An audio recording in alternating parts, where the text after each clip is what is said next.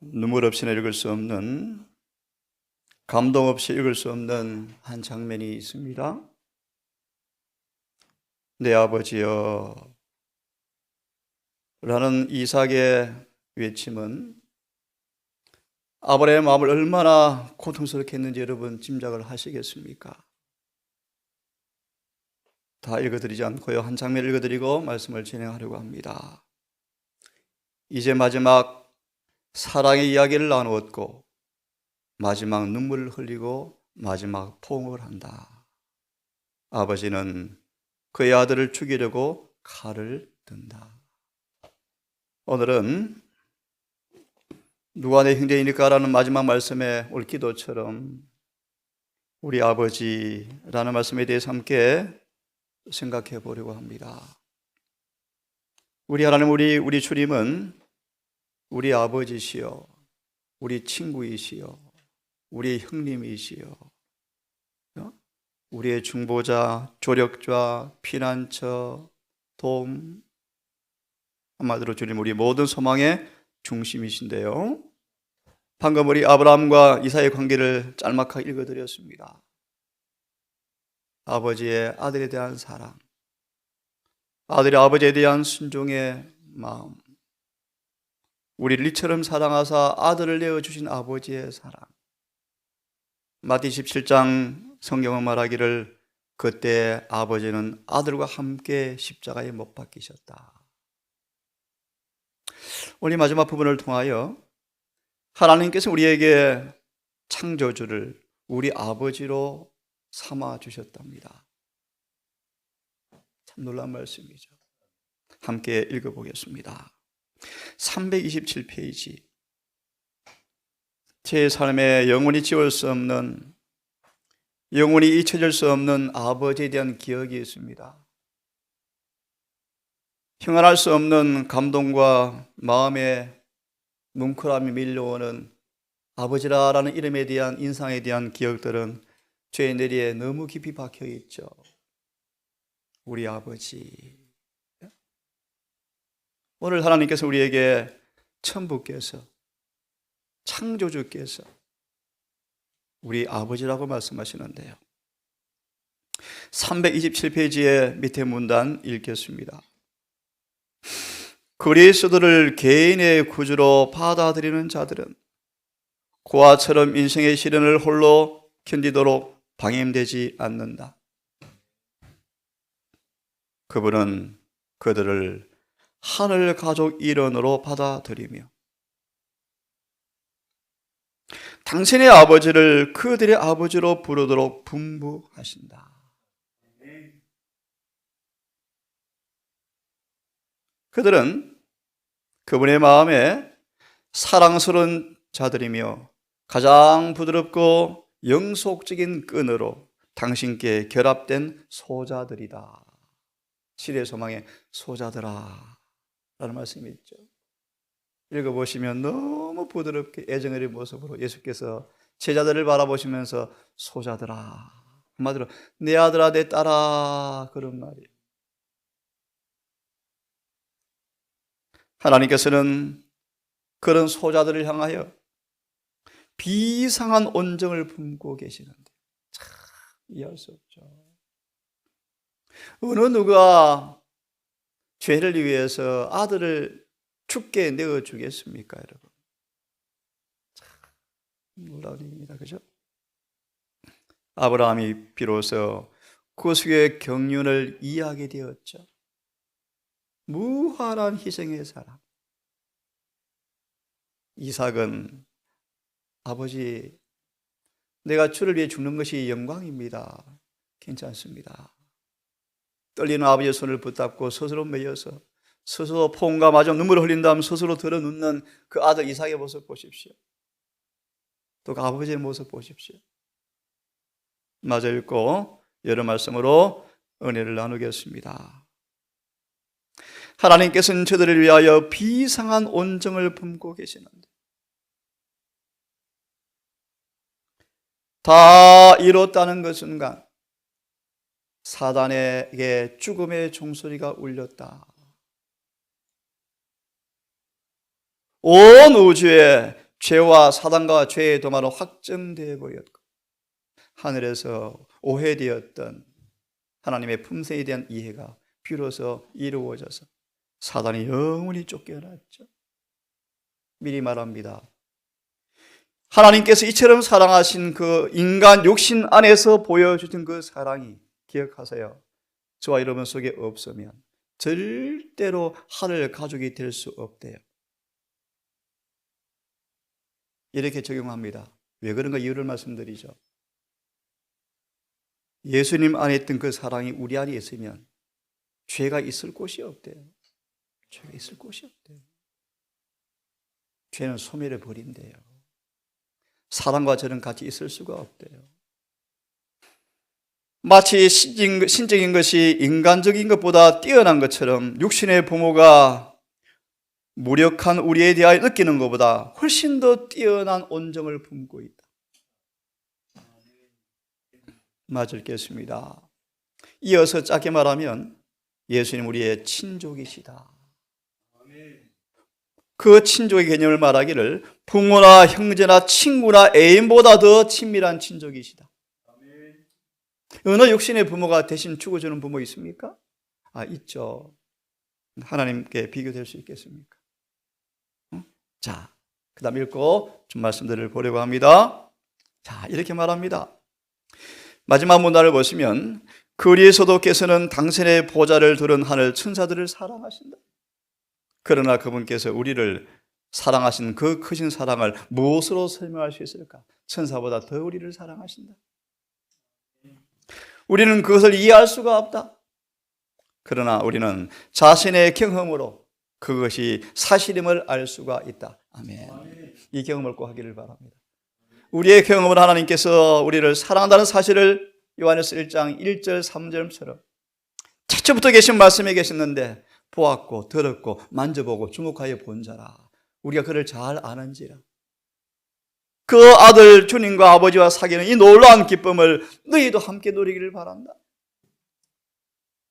요한은 예수님과 오랜 우정의 결과로 성화되었다.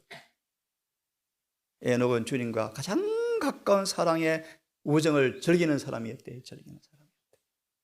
그 사랑이 우리를 변화시키겠죠? 맞아 있습니다. 우리 주님의 형제 자매가 되는 자들은 얼마나 친절하게 대우해야 할 것인가. 이제 우리 모두가 주를 영접하여 하나님의 자녀가 된 사람들, 우리 모두가 서로 형제 자매입니까? 그렇죠.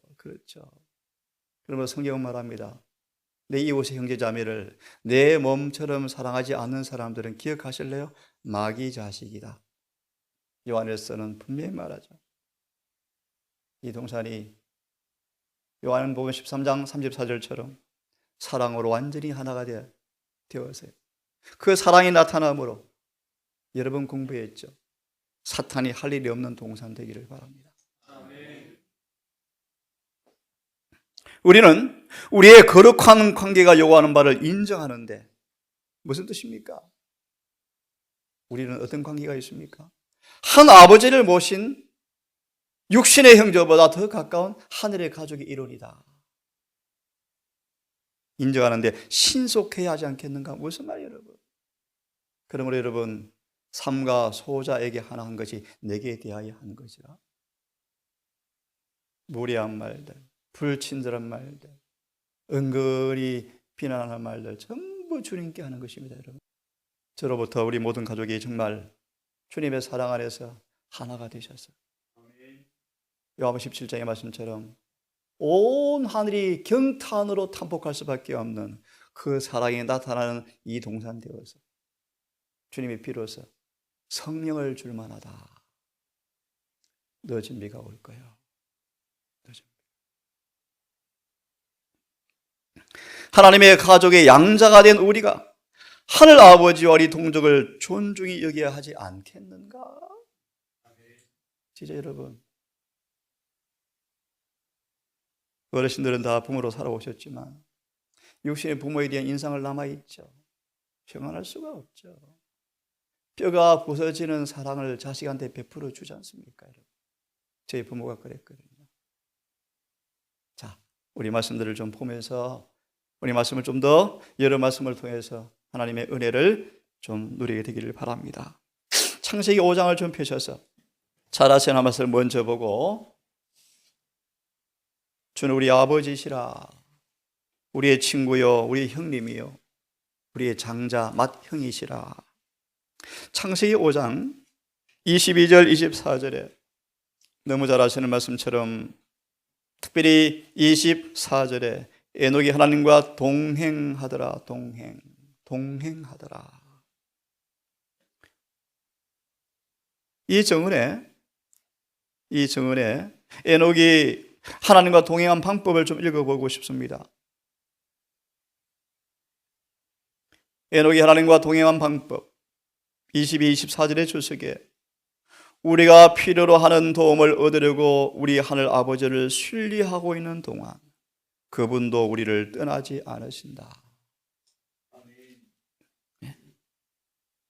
하나님은 축복으로 가득 찬 하늘나라를 갖고 계신다. 기가 막힌 얘기죠. 예수님은, 아버지께서는 예수님을, 아버지를 만나는 장소로 예수님을 주셨다, 그렇게 표현합니다. 참 기가 막힌 얘기죠. 하늘 아버지께서 우리에게 아들을 내어주었는데 그 아들 안에 아버지를 만나는 장소라라고 성경은 말합니다. 예니시는 말합니다. 우리가 예수님을 만나면 누구를 만나는 것입니까? 예수님을 소유하면 뭘 얻는 것입니까? 하늘나라를요. 하늘나라를요. 그는 하늘나라를 갖고 계신다. 그는 그 축복을 열렬히 구하는 자들에게 내려주시고자 하신다. 그분만이 그 축복을 나눠주실 수가 있다. 에녹이 하나님과 동행한 것은 예수 그리스도를 믿음으로 바라보고 그에게 구하고 허락하신 모든 말씀들이 실제로 이루어질 것을 믿는 가운데서 동행한 것이었다. 그래서 에녹은 우리 하나님과 우정을 300년간 누렸죠. 300년간. 시편 63편. 끊임없이 주님의 사랑이 파도처럼 밀려와서 에녹의 영혼의 성소 안에 가득 찰 때 기억하십니까? 자아가 뿌리째 잘려 나가고요. 지식에 넘치는 이 아버지의 사랑이 성령으로 깊이 마음에 흘러들어와서 가득 찰 때 예니시는 말하며 드디어 우리 아버지라는 개념을 이해하게 되어진다. 성경이 심오해요. 깊어요. 그냥 아버지가 아니고 여러분, 끊임없이 파도가 밀려 들어와서 온 마음에 가득 사랑이 차세요. 이기심이 쫙 빨려 나가버리고요. 아, 지식에 넘치는 사랑이 바로 이것이구나 라고 할 때 아버지라는 개념을 이해하게 되어진다. 아버지는 이런 분이시구나. 이렇게 우리를 사랑하시는구나. 끊임없이 주님과 우정을 누릴 때 이 사랑은 로마서 8장의 말씀처럼 죽음도, 어떤 것도 끊을 수 없는 그 은혜가 되어서 우리를 어떤 적에게 넘어지지 아니하고, 환난 때 특별히 마지막 구절에 우리가 순교를 당할 때도 원문은 그렇게 되어 있습니다. 우리를 죽이는 사람보다 더 나은 사람들이라. 자, 말씀 읽어보겠습니다. 에녹은 계속해서 하나님과 곁에 아주 가까이 있었으며, 어떻게 주님 그렇게 할 수 있어요? 야고보서 5장 7절 9절의 말씀, 하나님을 가까이 하라. 그리하면 너희를 가까이 하시리라. 죄인들아, 두 마음을 품은 사람들아, 마음을 성결케 하라. 손을 깨끗이 하라. 그렇지? 마음을 낮춰라. 그러면 그가 높이시리라. 에녹은 주님을 아주 가까이 하였으며 그의 모든 말씀을 계속 순종하였다. 이런 제목으로 설교 드린 적이 있죠. 순종으로 깊어지는 믿음의 우물. 순종이 깊어질수록 믿음도 깊어지고, 믿음이 깊어지면 더 깊은 생수를 퍼올려요. 지식의 발전이 계속 일어나죠. 성경의 의미가 더 깊어져 가죠. 그래서 여러분 말씀처럼 성령을 통하여 진리가 그렇게 마음의 터전을 잡아버리면 예수의 생애의 경험이 그들의 것이 되어버린다. 이것이 경건의 비밀이요. 이것이 기독교죠, 기독교. 그의 생활은 하나 되는 생활의 훌륭한 본보기였다. 하나님과 뭐 되는? 하나 되는 훌륭한 본보기가 에녹이었다. 그리스도는 그의 동반자였으며 그는 하나님과 절친한 우정을 나누며 살았다. 여러분 아십니까? 예수님 재림 때 죽음을 맛보지 않고 살 사람들의 예표로 누구를 세워두었습니까? 에녹. 저는 그렇게 말합니다. 에녹 당시 에녹만 있었던 것이 아니랍니다. 에녹 같은 사람들이 있었대요. 그 중에 에녹을 선택해서 성경에 기록해 두었대요. 마세에도 에녹 같은 사람이 있습니다. 이 동산이 그런 사람들로 차고 넘치면 정말 너무나 행복한 일이겠죠? 자, 시편 103편을 빨리 펴십시오.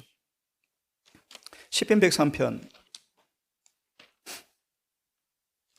13절을 읽겠습니다. 함께 읽습니다. 너무 잘하시는 말씀이에요. 정말 절절한 말씀이죠. 특별히 어르신들은 너무너무 잘 경험하시는 말씀이죠. 함께 13절부터 그만할 때까지 읽겠습니다. 시작.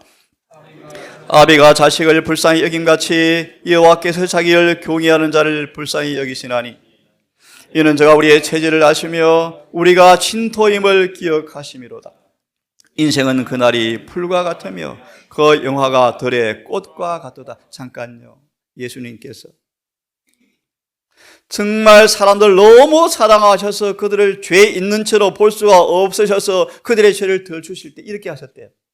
혹시나 그들이 낙심할까 너무너무 마음을 조바심하시면서 죄를 덜 주면서도 낙심하지 않는 방법으로 또 덜 주신대요. 우리가 뭘 알죠? 진토임을 기억하심이라. 조금만 손대면 쓰러져 버려요, 여러분. 그죠? 진토임을 아시죠? 풀과 같고 들의 꽃과 같고 바람이 지나가면 안개가 싹 사라져 버리죠? 다시 읽기를 원합니다. 바람이 지나면 없어지거니와 그곳이 다시 알지 못하거니와. 정말 그래요. 103편 13절 주석에 이런 멋진 말씀이 있습니다. 우리 아버지, 그는 우주의 통치자를 우리 아버지라는 새 이름으로 청중들에게 가르치셨다. 여러분, 우리 아버지요. 육신의 아버지는 이 땅 육신의 동안만 아버지요. 한계가 많죠. 그런데요, 우주의 통치자를 우리 아버지라는 이름으로 우리에게 가르쳐 주셨다. 그는 하나님께서 얼마만한 사랑으로 그들을 대하시는 그것을 이해시키고자 하셨다. 참 어려웠죠. 그죠? 유다가 온몸이 떨리고요, 막 움찔하고요, 막 충동이 오고요, 막 죄를 버리고 싶어서 온 마음이 막 뜨는 그 사랑을 느꼈죠, 유다도. 그죠? 죄를 고백하고 싶었다. 근데 호시아 5장에 정언은 그렇게 묘사합니다. 예수님의 사랑도 유다를 회개시킬 수가 없었다. 하나님은 강제로 사람을 회개시킬 수가 없죠. 여하튼 예수님은 그런 사랑을 이해시키고자 노력하셨다. 그리하여 하나님께서는 모든 잃어버린 영혼을 살피신다는 것을 가르치시며, 잃어버린 영혼을 주님께 어떻게 살피시는가? 여러분 너무 잘 아시죠? 빌립을 보내시고 베드로를 보내시는 모습을 예리시는 말하죠. 하나님은 잃어버린 한 영혼을 위해서 어떻게 우리에게 하시는가를 보여주셨죠. 집가라는 거리로 가라. 거기서 누구를 만날 것이라 다 말씀하시죠. 소망은 그렇게 말합니다. 주의 종들을 한 주소지로 보내면서 잃어버린 영혼을 찾아 나서게 하시죠. 이 땅에 살면서 최고의 사업은 내 구원과 이웃의 구원 사업만큼 더 거룩한 사업이 없어요. 여러분의 작은 헌신들, 작은 친절들, 행동들이 지금은 잘 모르지만 하늘에 가서 볼 때 얼마나 큰 결과를 이루어 놓아놓은 것을 보게 될 때 우리는 감동의 물길이 온 하늘을 뒤덮게 될 것입니다. 잃어버린 영혼을 살핀다는 것을 가르치시면서 이 부분을 잘 보이는 장면이 뭡니까? 누가복음 15장의 말씀이죠. 잃어버린 드라크마를 찾는 예수의 모습 보세요. 잃어버린 양을 찾는 모습 보세요. 깜깜한 밤중 12시에 맹수의 죽음, 강도 위험도 물론하고 성을 나가서 한 마리 양을 찾는 그 끝까지 찾는 목자의 모습 보세요. 잃어버린 영혼을 살핀다는 것을 어떻게 살피는가? 아버지가 그 자식을 불쌍히 여긴 같이 여호와께서 자기를 교훈하는 자를 불쌍히 여기시느니라 라고 하셨다. 하나님께서 지금 울고 계신데, 예수께서 울고 계신데, 아버지, 아버지, 아버지, 나의 피, 나의 피, 나의 피. 아직 입맞지 않은 나무 무리를 응시하시면서 아버지의 바람을 조금만 붙잡아 주십시오. 울며 탄식하신다. 하나님에 대한 이러한 개념은 얼마나 놀랍습니까? 우리가 믿는 신이 어떤 분이신가?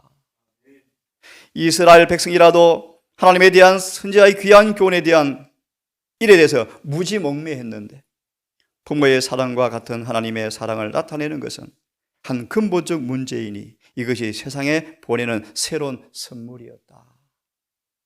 그래서 베드로가 십자가 이후에 예수님의 사랑에 대한 새로운 개념을 얻고 변화가 되어버렸대요.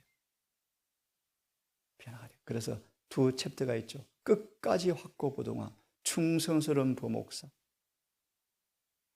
네, 그렇게 묘사합니다. 그 핍박의 와중에 유대인들 사이에 틈을 뒤집고 다니면서 사랑을 베푸는 베드로를 보라.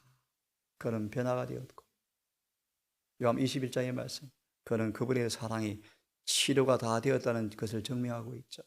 베드로는 치료가 되었다. 누가복음 22장을 펴십시오. 누가복음 22장을 펴십시오. 여러분, 자주 하나님의 사랑을, 은혜를 자주 먹으십시오. 부지런히 먹으십시오. 예? 우리 교제 속에, 우리의 대화와 우리의 삶 속에, 내 개인의 경건한 삶 속에 에녹처럼 가장 가까이 주님을 사귀고 모시는, 은혜의 샘물에 가장 곁에서 믿음으로 물을 길어 올리는 행복자가 되기를 바랍니다. 누가 22장 42절을 읽으려고 합니다. 시편에 다윗이 친히 말하였으되 주께서 내 주께 이르시되 네가 내 원수를 내 발등상으로 둘 때까지 내 우편에 앉았으리라 하셨도다. 우리 이렇게 말합시다. 무슨 뜻인가? 사단이 예수 발밑에 정복당한 것은 그분의 품성으로 정복당했습니다. 마찬가지로 저와 여러분에게도 사단이 정복당할 때까지 예수께서 아버지 옆에서 중보해 줄 텐데, 무슨 말인가? 이렇게 말합시다. 여러분 속에 구주의 사랑이 완전히 나타나면 마귀는 머리 박살 나버려요. 그냥 문자적으로 풀이하면 예수께서 믿음과 순종으로, 인성으로, 성령의 능력으로 마귀를 완전히 이겨서 죄를 지지 않았던 것처럼 여러분의 삶도 그런 경험을 할 때까지 예수께서 중보해 준다라는 성경 구절인데, 적용하면 예수께서 마귀의 머리 어떻게 깼는가? 죽기까지 죄를 범치 않으셨죠. 그죠? 죄에 대해 죽은 자가 되셨죠. 십자가에 달아 놓아서 아무리 자존심을 긁어도 반응 한마디 없죠. 침을 뱉어도, 경멸과 모욕에도 얼굴색도 안 변하죠. 이 의로 죄를 이기셨어요. 그런 뜻이에요. 여러분 속에 이 성령으로 그 은혜가 충만하면 마귀 머리 깨져요. 그때까지 아우의 우편에서 중보해 줄게, 그런 뜻이에요. 조금 어려운 말로 188년 기별을 통해서 말씀을 드리면, 우리가 완전하게 될 때까지, 우리에게 거룩한 품성이 드러날 때까지 예수께서 중보해 줄게. 그런 의미에서 성소봉사와 예수의 중보의 본질이 뭔가? 완전 거룩함이에요. 자, 이 말씀을 읽고 벌써 시간이 다 돼버렸네요. 42절을 한번 주석을 펴보겠습니까? 참 귀한 말씀이었습니다. 오늘 이 말씀만 읽고 마쳐야 되겠습니다. 22장 42절에 보면 아버지께서 몸부림치고 있는 모든 영혼들 곁에 계신다. 계신다. 그리스도는 하나님의 능력으로 정복자가 되셨고, 잘 들으십시오. 시험을 당하는 모든 영혼들도 그와 같은 방법으로 이기는 자가, 정복자가 되어야 한다. 아멘. 아멘. 하늘은 정복자만 들어가는 곳입니다. 예를 들까요? 은혜식이 끝이 나고 중보자 없는 시기 동안에 아직 우리가 은혜를 통해서 이기지 못한 죄가 하나라도 남아있으면 그 죄가 우리를 정복해버린대요. 그럼 은혜 시기 동안에 결함과 결점을 의사한테 가셔서 빨리 고침받으셔야 돼요. 안 하면 그 죄가 나를 뭐 해버려요? 정복해버려요. 삼켜버린대요. 그래서 아침 읽은 말씀이요, 환난 때 되어지면요, 부모 자녀 애정은 끝난대요. 부모가 자식을 잡아 죽인대요. 뭐가 거두어졌어요? 성령이 거두어졌어요. 읽고 끝내겠습니다. 하나님은 겟세마네 동산에서 그리스도와 함께 하셨다. 예수의 요한복음 8장 29절인가요? 내가 아버지를 기쁘시게 함으로 혼자 나를 버려두지 아니하셨습니다. 예수 지상생애 속에 아버지가 늘 함께 하셨죠. 특별히 겟세마네 십자가에 함께 하셨죠. 이 말의 의미는 뭐냐 하면, 여러분의 경험도 몸부림치는 영혼들 곁에, 몸부림친단 말이 무슨 말이에요? 겟세마네 십자가 앞에 주님은 육신으로 고통을 당하셨어요? 십자가를 피하고 싶어요? 그렇죠. 육신은 그렇습니다. 근데 그는 육신의 뜻에 복종하지 않고 성령으로 육신을 쳐서 복종시키는 그 싸움에 몸부림쳤습니까, 여러분? 히브리 5장 7절 9절의 말씀. 간구와 눈물과 통곡으로 아버지께 매어 달렸습니까? 왜요? 아버지의 뜻대로 하옵소서. 이걸 배우시려고요. 이렇게 몸부림치는 사람 곁에 지금도 그분이 계신다? 예. 우리는 하늘 계신 우리 아버지를 믿고 의지하는 법을 배워야 한다. 하나님께서는 자신에게 위탁한 것을 능히 지키실 수 있으신 부드럽고 진실하시고 신실한 분이라는 것을 우리는 언제나 어디서나 믿어야 한다.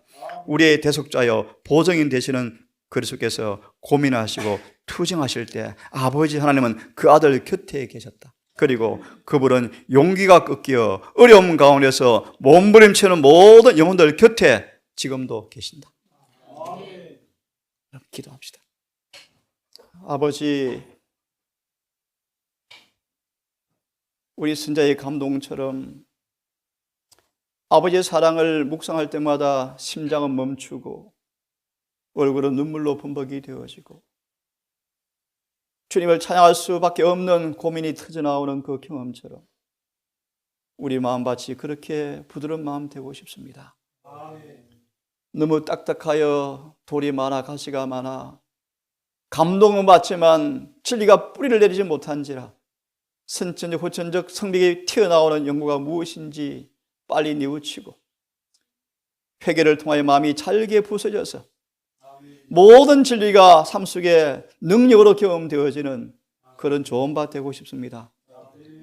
아버지, 오늘 우리 동산 가족들 우리 마음밭을 잘 지키게 하셔서 악한 마귀가 암시와 또 느낌과 감정과 육신의 성향을 통하여 가라지를 뿌리지 않도록 우리 마음을 지켜주시고 진리만이, 하늘의 의만이 우리 마음에 뿌려져서 우리 마음에 의의 나무가 가득하고 의가 가득한 하나님의 성전 되고 싶습니다. 그럴진데 아버지, 기도가 호흡처럼 되는 습관, 무시로 하늘을 묵상하고 바라보는 습관들, 주님과 대화하고 말씀을 상고하고 친절히 입에 베이고 사랑의 몸에 베어서 보는 바 이웃을 내 몸처럼 사랑하는 실천적 신앙이 이곳에 우리 모두에 있게 되기를 소망합니다. 아버지, 하나아버지를 모신 하늘의 형제로서 서로 사랑하고 이삭처럼 아버지께 목숨을 다해 순종하는 착한 아들들, 딸들 되게 해 주시옵소서. 오늘 한 날도 우리의 삶의 터전에서 에녹처럼 살아가고 싶사오니 하늘의 지혜를 통하여 어떻게 주님과 동행하는지 알게 하셔서 일터에서 또 농장에서 또 건축 현장에서 주방에서 모두 살아갈 때 에녹처럼 주님을 가까이 모시고 살아가는 지혜를 얻게 해 주시기를 사랑 많으신 예수님 이름으로 기도합니다.